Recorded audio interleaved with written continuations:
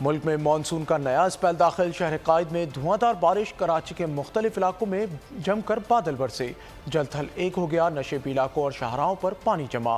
گلشن حدید میں 42 ملی میٹر بارش ریکارڈ کی گئی۔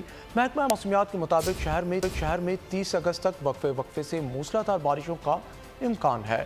شہریوں کو گھروں سے نہ نکلنے کی ہدایت بھی جاری کر دی گئی۔ کراچی کے مختلف علاقوں میں بادلوں کی گھن گرج، شہر قائد میں 200 ملی میٹر بارش کا امکان۔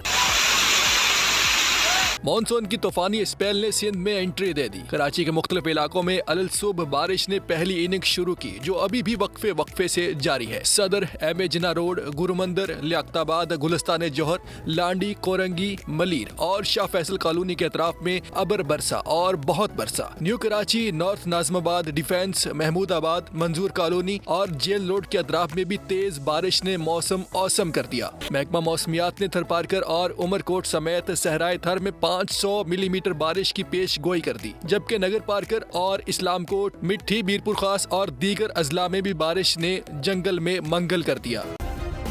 سبسکرائب کریں اور بیل دبائیں تاکہ کوئی خبر رہ نہ جائے۔